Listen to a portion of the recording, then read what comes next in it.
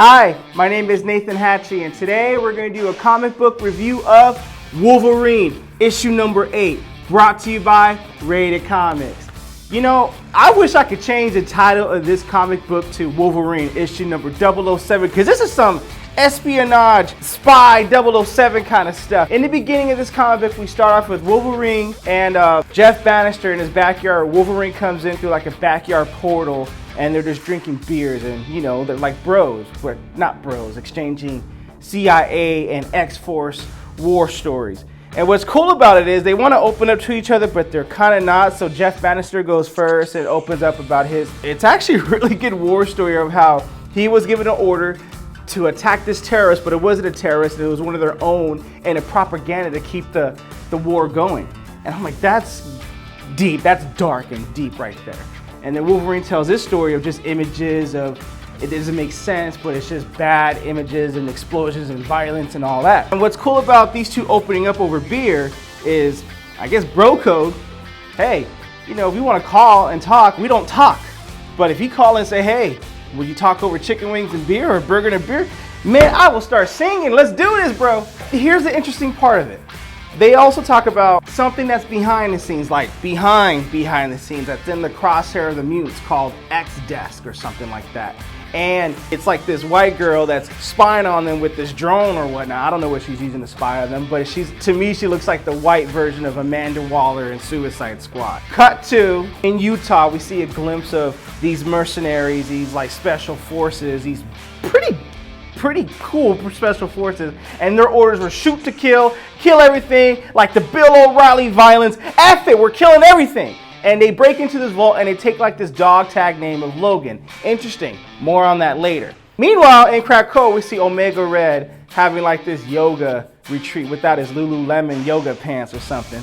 And then he gets set a trap, they ambush him, some things ensue, Wolverine comes out, and Wolverine asks Omega Red, what happened in the north, in Russia? And Omega Red's like, what? Man, I didn't sell you to those Draculas, those vampires, nations.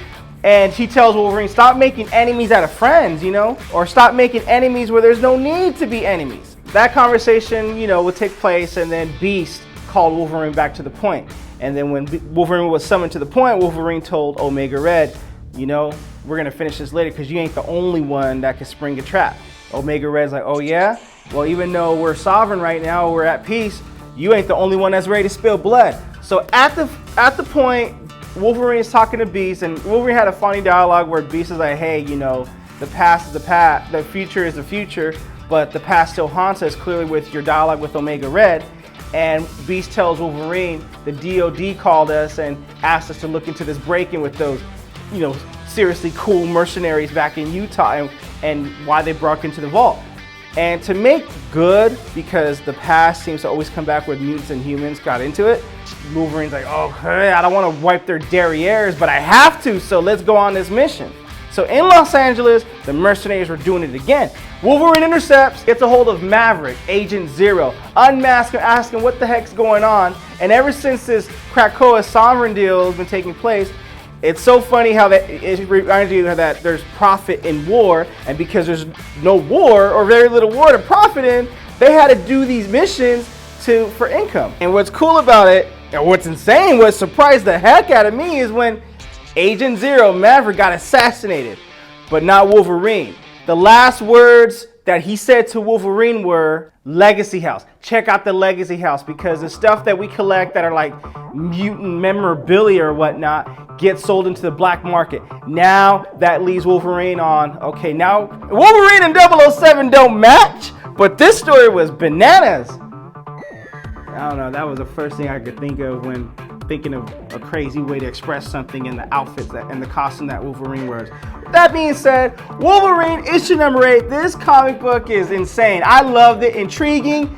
I mean, such great storytelling. If you read the comic, what was your favorite element in this comic? Comment below, let us know. If you haven't read the comic, go ahead and get your copy from RatedComics.com. If you like the content, the reviews we're putting up, don't forget to drop us a like, hit the subscribe and the bell notification, and we'll get more comic book reviews to you. With that being said, thanks for watching. Take care.